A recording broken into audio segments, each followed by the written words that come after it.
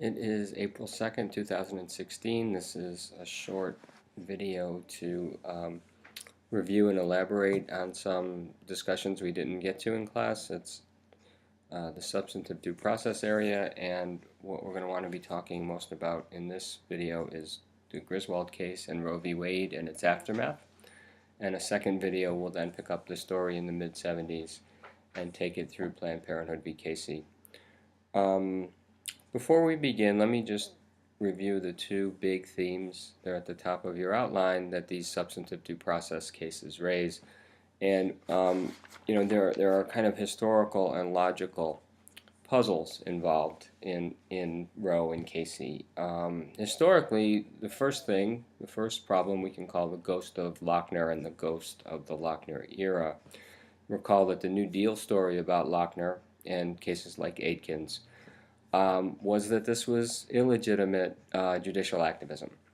That what the court was doing in Lochner was using a vague phrase in the 14th Amendment, the Due Process Clause, with a focus on the word liberty, rendering that with significant bite, significant content in terms of protecting property rights and a notion of freedom of contract, and that what the justices were really doing was legislating their own preferences about economic policy, importing meaning and their own made-up meaning into the Constitution and overriding the will of the majority and preventing the majority from legislating for the public good.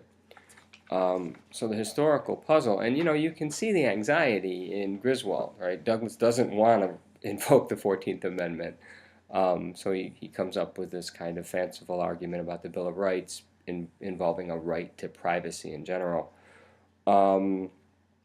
But the objection is, like, if Lochner was wrong, if it was illegitimate judicial activism, then Roe v. Wade can't be right. It's the same language. It's the same kind of thing going on. The values are different, but the illegitimate judicial activism remains.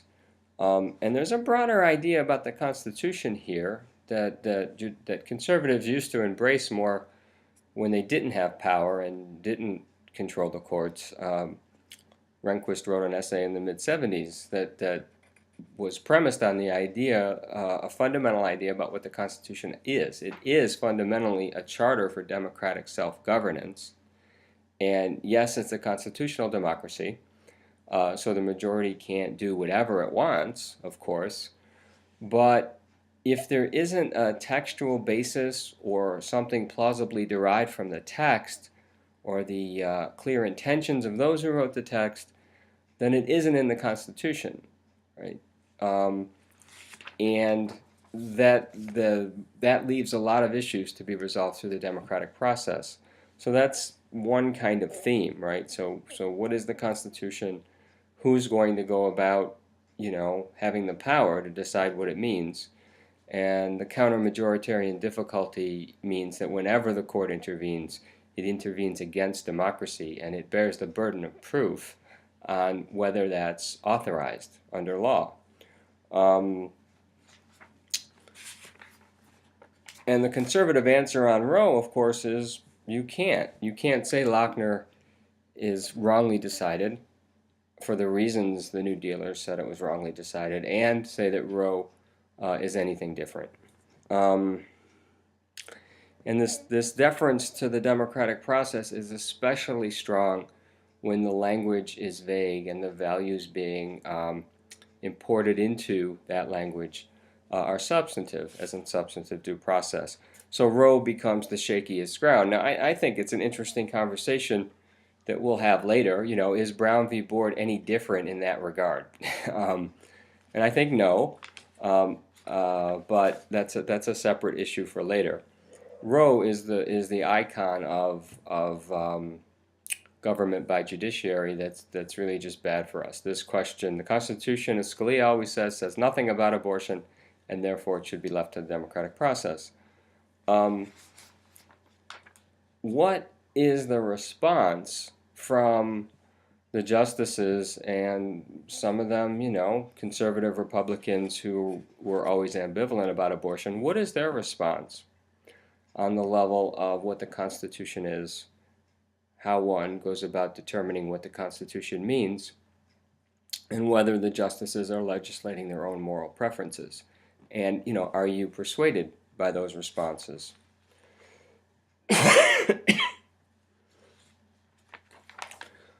So that takes us to Griswold. Now, Griswold's a strange case because it sort of cries out for us to say this law is ridiculous in modern times, but then either way you decide it, you have a puzzle, right? The law appears on page 1022 of your text. Excuse me, I'm going to grab it.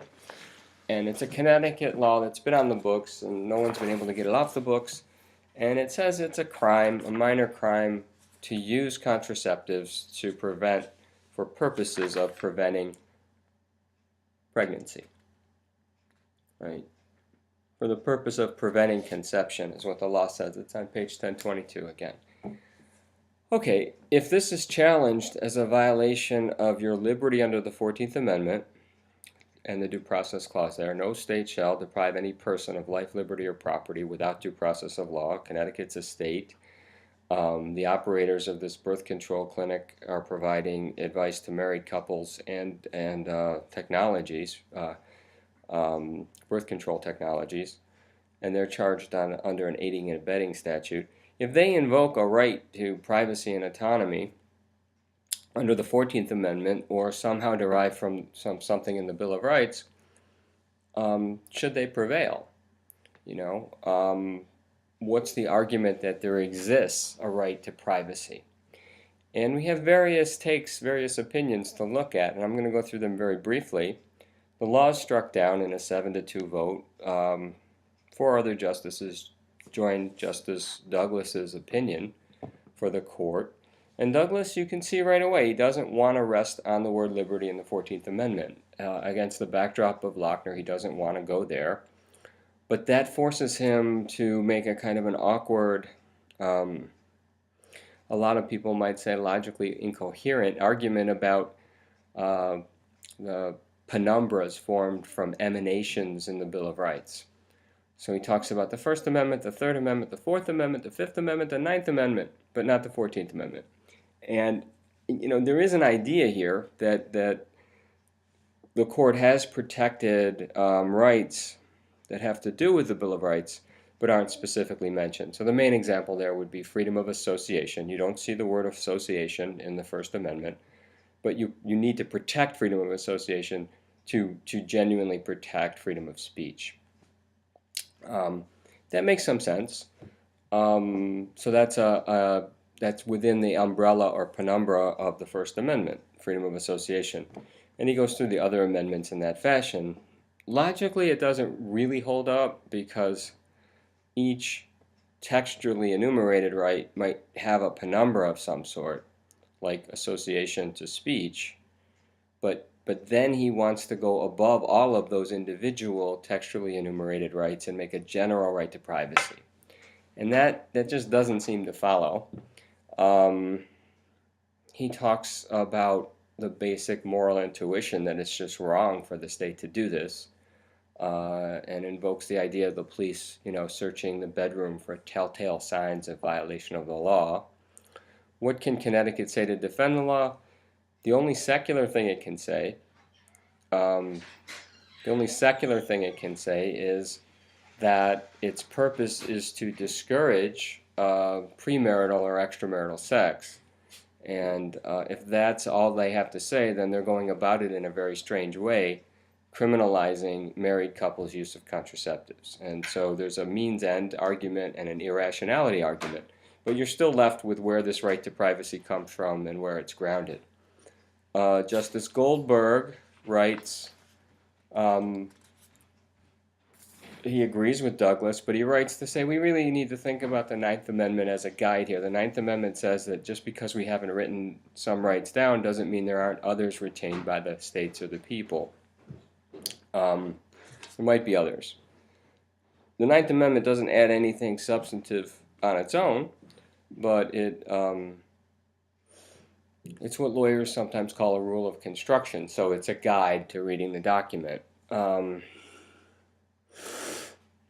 And Goldberg is also sort of invoking basic notions of political theory about limitations on government. If Connecticut can do this, then why couldn't it force birth control on people or sterilization on people? And, are those really symmetrical? If they are, I mean, it is jarring to think of the state requiring people to get sterilized. Is that the same as the state preventing them from using birth control to prevent pregnancy? Um, Justice Harlan is interesting because he wants to agree that the law should be struck down, but his argument is an argument about the 14th Amendment and the word liberty and substantive due process in its own right. So he says the 14th Amendment rests on its own bottom. I don't need to do all these gymnastics with respect to the Bill of Rights. We have to be very careful. We have to restrain ourselves, but we have often protected unenumerated rights if the interference with them is extreme and contrary to our traditions and our basic values, right? So he would strike it down, and then the implications there is you really should be willing to trust judges with these kinds of judgments. We should not be quick to substitute our judgment for the judgment of the democratic process. But in this case, he's persuaded that the law makes no sense at all. Justice Black, we have a dissent from Justice Black, and Justice Black's view of the 14th Amendment has always been that the basic rights you have are the rights specified in the Bill of Rights, and no less and no more. That the 14th Amendment was intended to incorporate or include those rights, and it does, and anything outside of that is illegitimate judicial legislation. So he is willing to say the law is obnoxious to me. I don't like it. I wouldn't vote for it, but I don't have a legal basis for striking it down. There's nothing in the Constitution that gives me the authority to get rid of it. And Justice Stewart, you don't have Stewart's opinion in the book, but he says it's an uncommonly silly law, even an asinine law, but I don't have any reason to strike it down because there's nothing in the Constitution about privacy or contraception or reproduction. Okay, so either way, if you're going to strike the law down, you have the problem of justification. If you're going to defend the law, you have the problem of rationality. Like, what do you say in defense of this law? What's the purpose of it? That brings us to Roe v. Wade. Roe, of course, poses the very difficult question of abortion and all of the moral issues involved in the abortion controversy. Lawrence Tribe of the Harvard Law School once called this the clash of absolutes, right? So on a metaphysical level, I'm pro-choice. I don't think this entity is a person, say until very late in the pregnancy. You do. You think it's a person from the moment of conception. And once we establish that, where do we go? How do we have a conversation about this? In class, we discussed the Thompson essay, where you wake up and you find yourself connected to the classical violinist. And that's a fascinating kind of argument to consider, because she concedes the premise that it's a human life, but still is arguing that under a series of circumstances, the woman still has the right to kill it. We have to set all that aside here, and we're interested in the constitutional issues and the moral issues that are raised and the political issues. So I want to start with, let's start with the statute and some things that it's easy to overlook. The law makes it a crime to perform an abortion on a woman unless that woman needs the abortion to save her life, unless her life is in jeopardy. So that's what the abortion laws were generally like in the country at the time. There had been a few states that had reformed their laws to make it a little easier.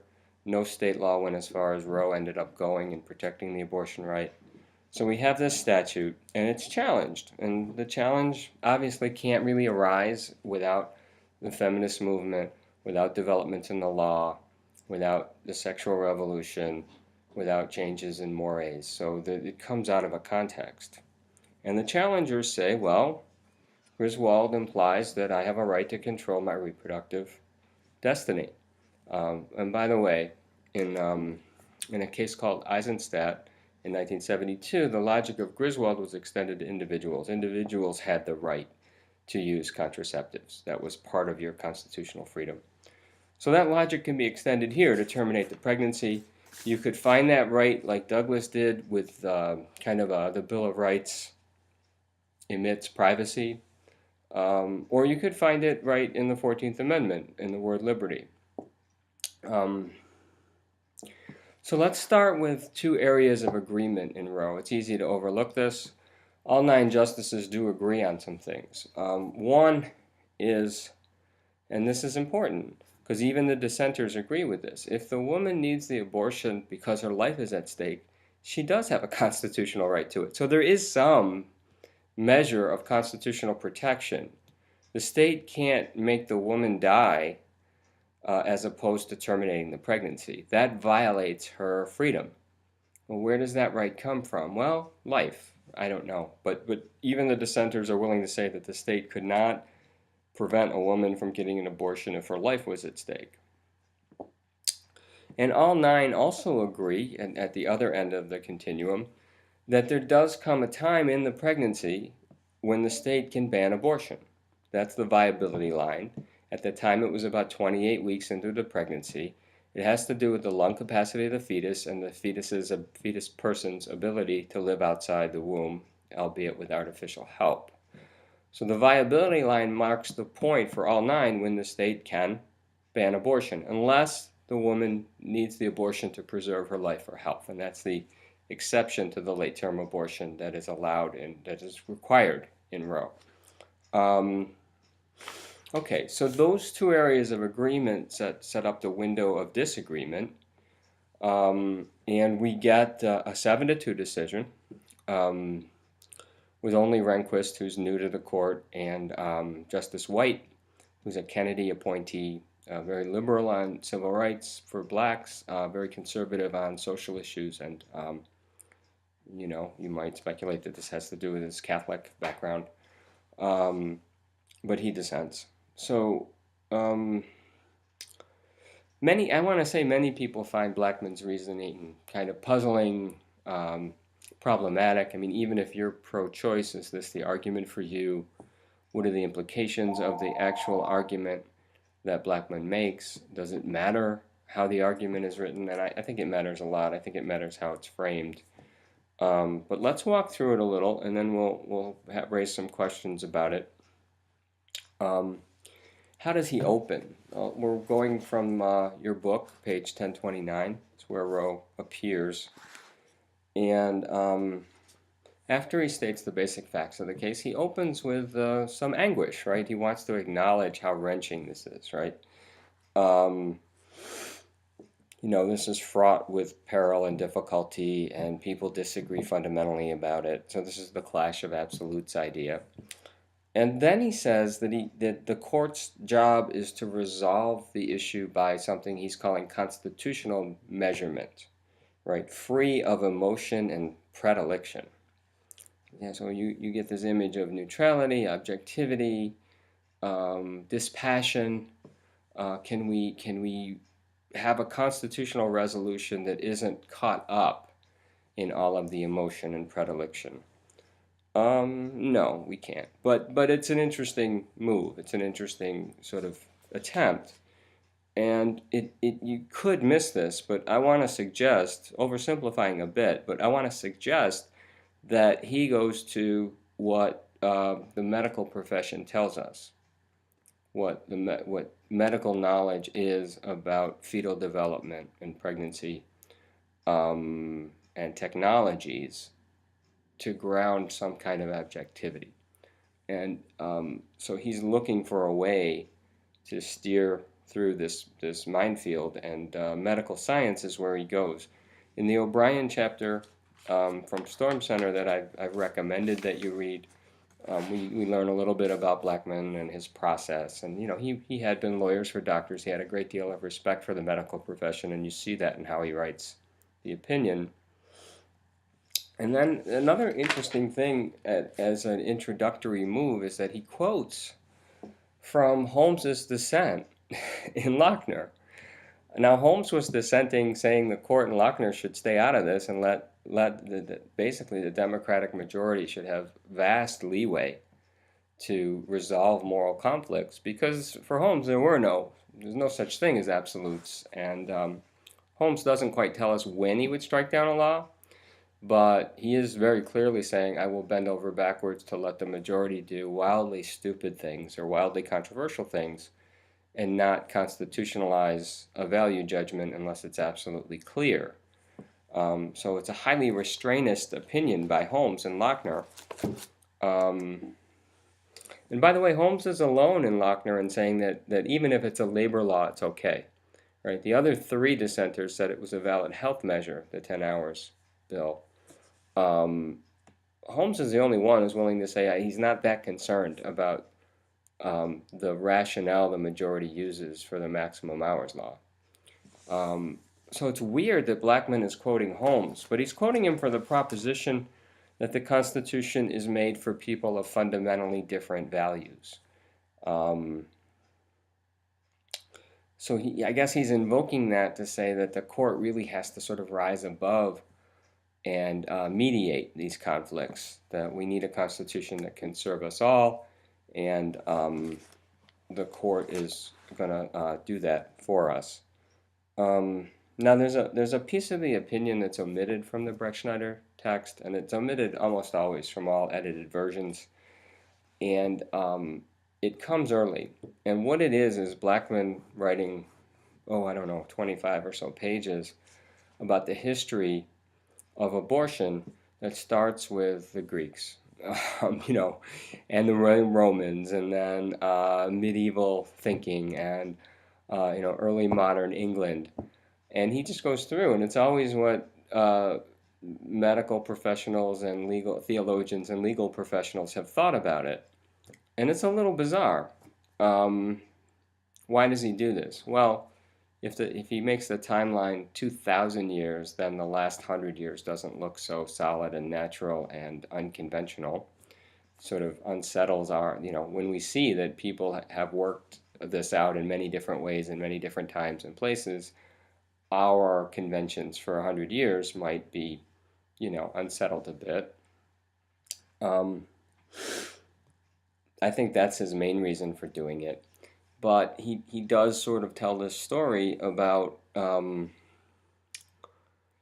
very rigid about it is a recent phenomenon. And there's actually less leeway or less tolerance of it, in the 1800s than there had been in prior times and prior societies. And then there's not much of a theoretical justification for the assertion that there is a right to privacy. There's precedent for that proposition, but then we don't go underneath the precedent to figure out the foundations of constitutional theory that give you this idea of a right to privacy or autonomy. He says it exists. He says the court will view it as grounded in the word liberty in the 14th Amendment. And he asserts is the right word, it's broad enough to include a woman's decision to terminate a pregnancy. Okay, is he steering clear of emotion and predilection?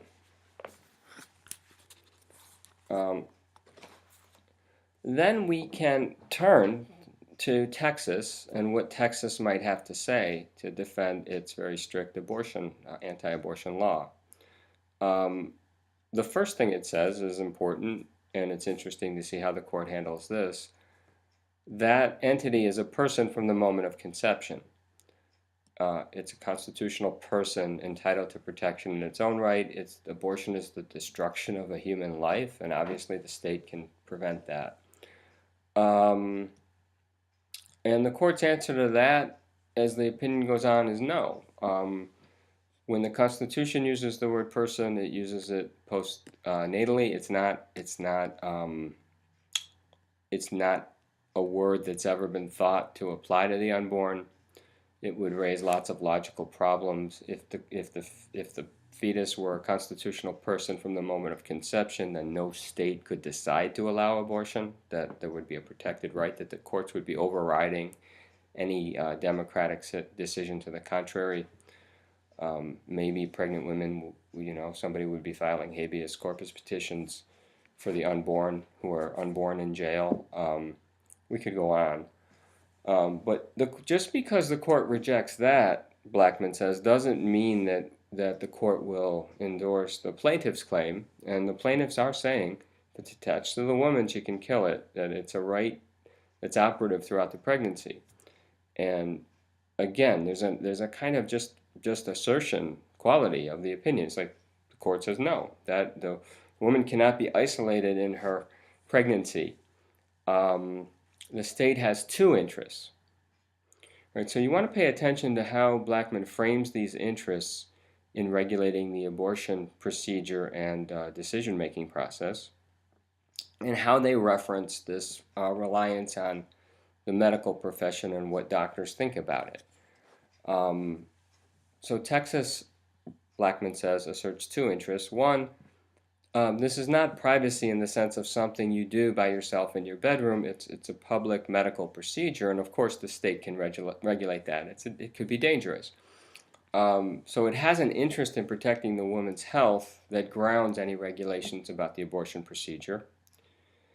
And Blackman gets us to the first 3 months of pregnancy, the first trimester in his trimester framework, where the woman's going to have an absolutely protected right. The state can't interfere with that in the first 3 months any differently than it regulates any other normal, safe medical procedure. And Blackman's reasoning there is if you're worried about the woman's health, it's much safer for her to terminate during the first 3 months, and that's clear. So you can't justify messing with her decision in the first 3 months if you're saying you care about her health.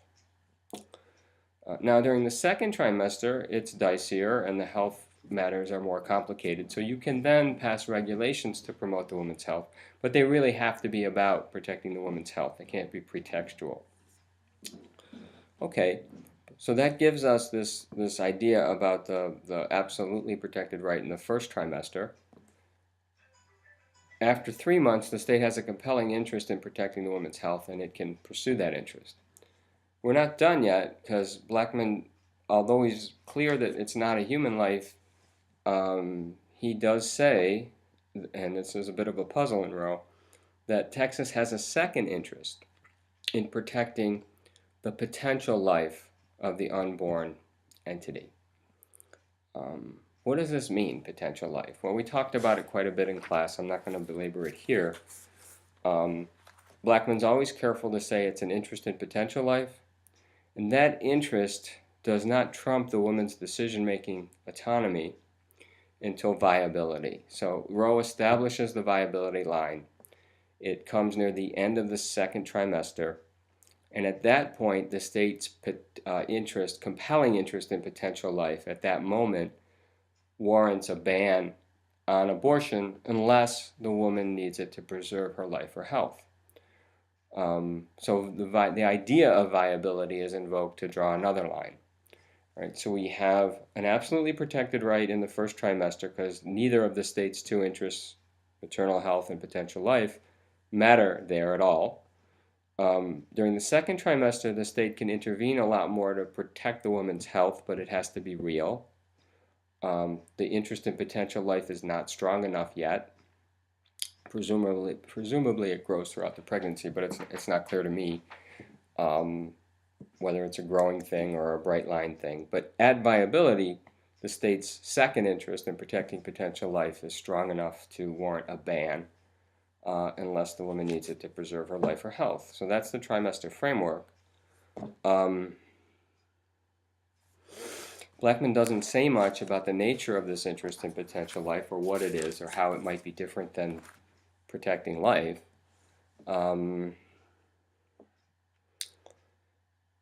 He's saying he's not resolving the difficult question of when life begins. I don't know. I think he is. He's giving some sort of answer to that question. And then on your outline, so that's the basic facts of Roe. On your outline, I highlighted 4 questions about Roe itself. Briefly, some people wondered about moving lines. It's it's based on medical science. Well, medical science advances, so the safety of the abortion procedure might go on for longer during the pregnancy. That's one line that Blackman draws, but also the viability line. More importantly, the viability line could and has actually moved back toward conception. It hasn't moved as much as people thought maybe it might. It's moved, 4 weeks or so, maybe 5 weeks since the early 70s. As medical technology advances. That's not necessarily a problem. I mean, moving lines, if the lines are drawn properly because of facts, then the fact that they move doesn't necessarily matter.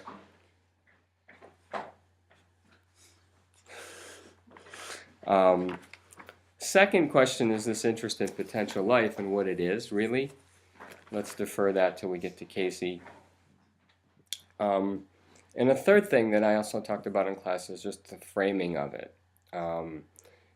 The right in Roe is framed as a right to individual autonomy, the individual and the state, right?